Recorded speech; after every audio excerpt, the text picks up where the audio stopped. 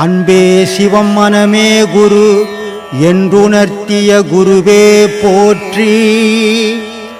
எனக்குள் இறைவனை உணர வைத்த குருவே போற்றி. சிறப்பு. சொல்லுமா சுவாமி, சித்தர்கள்னு சொல்றோம், சரி, யோகிகள் சொல்றோம், சரி, ஞானிகள் சொல்றோம், சரி, முனிவர்கள் சொல்றோம், சரி. சோ இவர்களுக்குள்ள என்ன வேறுபாடு, என்ன ஒற்றுமை? ஞானிகள் மனிதர்களோடு உறவாடிக்குன்னு ஞானத்தை சொல்லி கொடுத்தவங்க. சரி, அவங்கெல்லாம் ஞானிகள். இப்போ வள்ளலார் இருந்தார், ரமணர் இருந்தார், ராமகிருஷ்ணர் இருந்தார், விவேகானந்தர் இருந்தார். விவேகானந்தர் இந்தியாவினுடைய ஆன்மீக சிங்கம். அது விவேகானந்தர்னா சாதாரண ஆள் கிடையாது. ஆன்மீகத்தினுடைய இந்தியாவிலேயே அது சிங்கம். சரி. அப்படிப்பட்ட ஒரு சிங்கம் இல்லைன்னா இன்னைக்கு வெளிநாட்டில் இந்து ஆன்மீகமே தெரிஞ்சிருக்காது. ஆனால் இன்னைக்கு அத்தனை ஊருலையும் இன்னைக்கு இந்து மதத்தில் பேச கூப்பிடுறாங்க. மற்ற மதத்தில் இந்த இந்து மதத்துக்கு வந்து நிற்கிறாங்கன்னா அதுக்கு அடிப்படை பேஸ் விவேகானந்தர். எத்தனையோ ஞானிகள் இந்தியாவில் இருந்தாங்க, ஆனால் வெளிநாடு கொண்டு போனது விவேகானந்தர் தான்.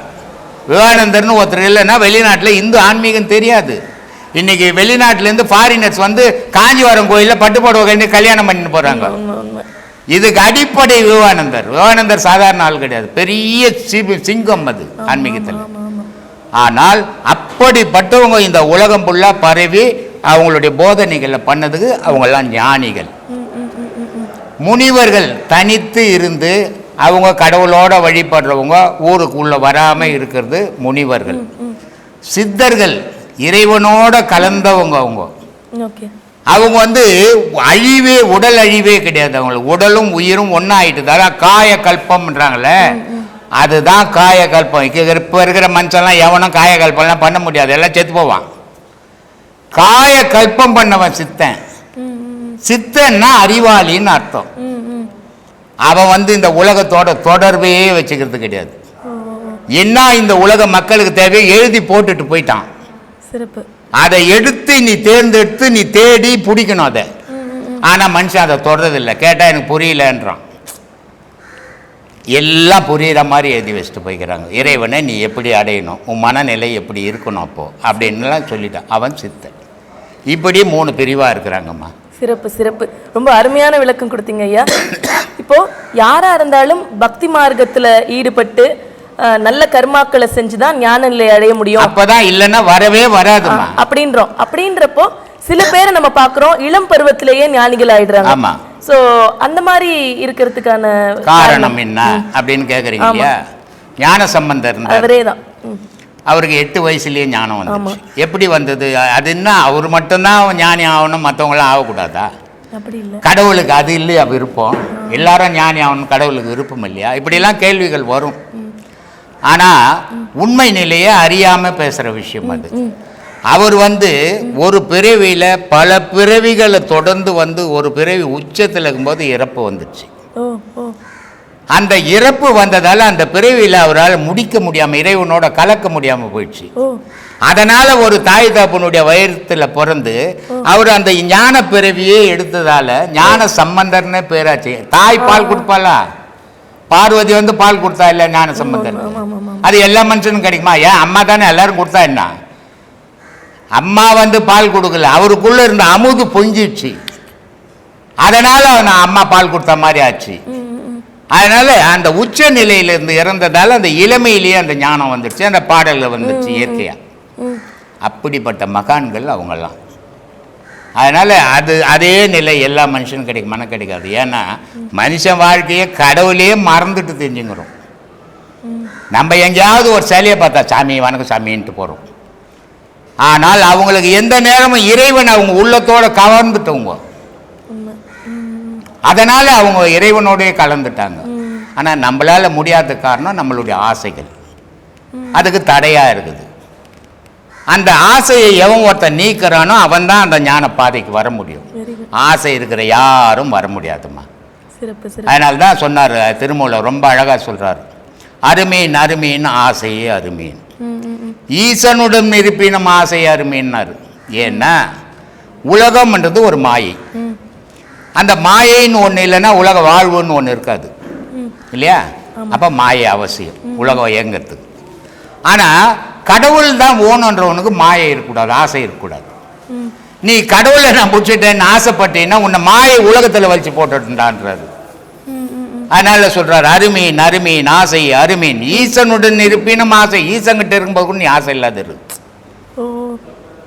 ஆசையை விட விட ஆசை படப்பட ஆய்ந்து வரும் துன்பங்கள். நீ எவ்வளவு ஆசையை வளர்க்குறியோ துன்பமும் சேர்ந்து கும்பலா வந்துடும்.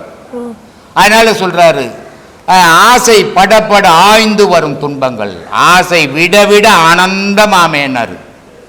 அதனால ஆசையை எவன் ஒருத்தன் அறுக்கிறானோ அவன் தான் இறைப்பாதையில் பயணம் பண்ண முடியும். ஆசையை வளர்த்துன்னு உலகத்தில் இருக்கிறவங்களாம் என்னை மதிக்கணும், உலகத்தில் இருக்கிறவங்களாம் என்னை சாமி சாமின்னு கும்பிடணும், உலகத்தில் இருக்கிறவங்களாம் என் காலில் விடணும் அப்படின்ற ஆசையை நான் வளர்த்தாவே எனக்கும் கடவுளுக்கும் தொடர்பே இல்லைன்னு அர்த்தமா. சிறப்பு சிறப்பு.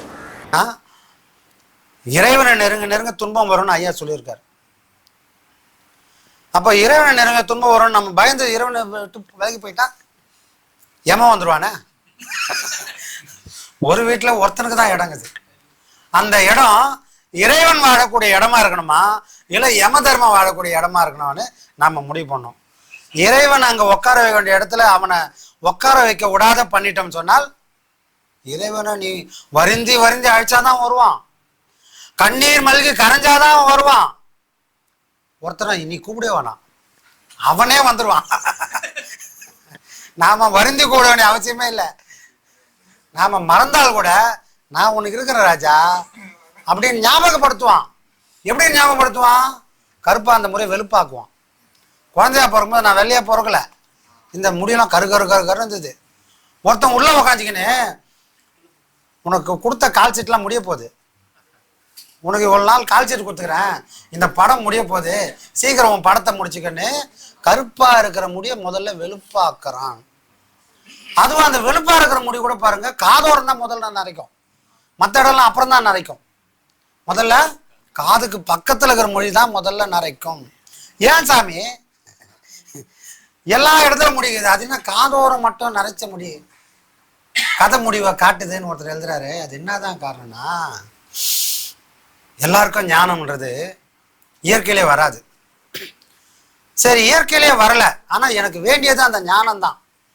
அப்போ நான் தெரு தெருவா போய் காடு மேடெல்லாம் போய் திரிஞ்சா அந்த ஞானம் வந்துருமானா அப்படி கூட வராது. ஆனா ஒரு ஞானத்தை கொண்டு வந்து சேர்க்கக்கூடிய கருவின்னு ஒண்ணு இறைவன் படிச்சிருக்கிறான்.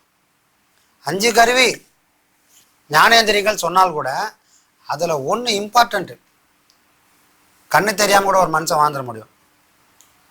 நல்லது எது கெட்டது எது இரவு எது பகல் எது கூட தெரியாம வாழ்ந்துடலாம். ஆனா காது கேட்காம போச்சுன்னு சொன்னால் அந்த மனுஷனுக்கு நல்ல விஷயங்கள் எதுவுமே உள்ள போய் சேராது. அப்போ இந்த ஞானம்ன்றது நமக்குள்ள போய் பதிவாகக்கூடிய ஒரு வழி எதுன்னு சொன்னால் இந்த காது தான். அப்போ நான் அந்த வாழ்க்கையை வாழாம போயிட்டா அந்த காதாடியே முதல்ல இறைவன் என்ன பண்ண கை வைக்கிறான். இவ்வளவு காலம் யார் யார் பேச்செல்லாம் கேட்டிருந்த அந்த வாழ்க்கை உனக்கு உதவாது, இப்போவாவது வாழ்க்கையை மாத்திக்கோ. ஞானத்தை இந்த காதால உள்ள வாங்கி டெபாசிட் பண்ணு, அது இன்னைக்கு இல்லைனாலும் ஒரு நாள் உன்னை வந்து காப்பாத்தும்பா. அதனால அந்த காதுல இவ்வளவு நாள் எதை வாங்கலையோ அங்கேயே உன்னை நரைக்க வைக்கிறேன். சீக்கிரமா உணர்ந்துக்கோ, நமக்கும் வயசாகுது, நம்மளும் போக வேண்டிய நாள் வந்துடுச்சு. அப்ப போக வேண்டிய நாள் வந்துடுச்சுன்னு தெரியாதனால தானே மனுஷன் ஆடுவான். இல்ல நெருங்கிச்சு பக்கத்திலே வந்துடுச்சுன்னு சொன்னா மனுஷனால ஆட முடியுமா? யாராலையும் ஆட முடியாது. யாராலையும் அடுத்தவங்களுக்கு தீங்கே செய்ய முடியாது. நாளைக்கு நான் சாவ போறேன்னா இன்னைக்கு போய் யாருக்காவது தீங்கு செய்வேனா? இல்லையே. நான் 1000 வருஷம் வாழ்வேன்னு நினைக்கிறதால தானே இன்னொரு சொத்தை போய் தேடுறேன். அடுத்தவங்க என்ன ஆனாலும் பரவாயில்ல நான் நினைக்கிறதுக்கு காரணமே நான் என்னவோ இங்க என்னவோ பட்டா எழுதின்னு வந்த மாதிரி 1000 வருஷம் இங்க வாழ்வேன்னு அக்ரிமெண்ட் போட்டு வந்த மாதிரி நினைப்பு இருக்கிறதுனால தான் நான் அடுத்தவங்களுக்கு தீங்கு செய்கிறேன். ஆனால் என்னுடைய காலம் தூங்கி எழுந்துக்குவானான்னு நிச்சயம் இல்லாத ஒரு வாழ்க்கை மனிதனுடைய வாழ்க்கை. மற்ற உயிரினத்துக்கு கூட ஓரளவுக்கு தெரியும். தன்னோட முடிவு காலம் வந்ததுன்னா அந்த முடிவை நோக்கி அந்த அந்த உயிரானது பயணப்பட்டுரும். ஒரு சிங்கமா இருந்தாலும் ஒரு நாயா இருந்தாலும் ஒரு காகமா இருந்தாலும் எதுவா இருந்தாலும் தன்னுடைய முடிவை தெரிஞ்ச உடனே அந்த இடத்த நோக்கி அது பயணம் பண்ண ஆரம்பிச்சிடும். டிஸ்கவரியில ஒரு மீன் இனத்தை காட்டுறான். அந்த மீன் கடல்ல இருக்குது. கடல் எத்தனையோ 1000 கிலோமீட்டர் பரப்பளவு உள்ள ஒரு பகுதி. அந்த கடலுக்கு அது வந்து சேரும்போது அது ஒரு மீன் குஞ்சு. அது வளர்ந்து ஒரு முற்றிய நிலை வந்த உடனே இப்போ தன்னோட இனத்தை அது வந்து விருத்தி பண்ணணும். அப்போ இவ்வளோ நாள் சொகுசா அந்த கடல்ல வாழ்ந்து சுதந்திரமா இருந்த அந்த மீன் இப்போ தான் எங்க பிறந்தனோ, எங்க பிறந்துச்சு, அது எங்கேயோ ஒரு மலையில ஒரு நதியில அங்கிருந்து பிறந்து தண்ணியால உந்தி தள்ளப்பட்டு ஒரு மீன் குஞ்சா கடல்ல வந்து விழுந்தது. அந்த மீன் குஞ்சா இருக்கும்போது இது பிறந்த இடம் இதுதான்ற ரகசியத்தை அந்த மீனுக்குள்ள இறைவன் வச்சிருக்கான். அதனால என்ன பண்ணுது, வாழும்போது அதை கவனிக்கல. தன்னோட காலம் முடியுது, தான் இனப்பெருக்க முடிஞ்ச உடனே, தன்னோட ஆயுசு முடிஞ்சுன்னு தெரிஞ்ச உடனே, இது வரைக்கும் போகாத திரும்பி பயணம் பண்ணாத அந்த எங்க பிறந்ததோ அதே இடத்தை நோக்கி கடலம் கடந்து நதியில பயணம் பண்ணி எங்க பிறந்ததோ அங்கேயே வந்து முட்டை இட்டுட்டு அங்கேயே அது செத்து போகுது. இது டிஸ்கவரில காட்டும். ஒரு மீன் இனத்துக்கு நான் எங்கெந்த வந்தேன்னு தெரியுது, திருப்பி நான் எங்க போய் சேரணும்னு தெரியுது. மனுஷன் ஒருத்தனுக்கு மட்டுமே அது தெரியல. நீ எங்கெந்தப்பா வந்த? நான் எங்க அம்மா வயிற்றுல இருந்து வந்தேன்றான். இங்க வரதுக்கு முன்னாடி நீ எங்கப்பா இருந்த? தெரியலையேன்றான். அப்போ மனுஷனுக்கு மட்டும்தான் எங்கெந்த வந்தோன்னு தெரியல, எங்க போறோன்ற அறிவை இறைவன் மறைச்சிட்டான். வேற எந்த உயிரினத்துக்கும் அந்த அறிவை மறைக்கவே இல்லை. ஒரு குட்டியா இருக்கும் போது அதுக்கு என்ன இருக்க போது, அதுக்கு அறிவு தான் பசஞ்சா சாப்பிடணும் கூட தெரியாத ஒரு குட்டி இனம் தன்னோட முடிவு தான் பிறந்த இடத்துல தான் போகணும் அதுதான் தேடி போகுதுன்னா அந்த அறிவுக்கும் நம்மளோட அறிவுக்கும் ஏணி வச்சா கூட எட்டாது.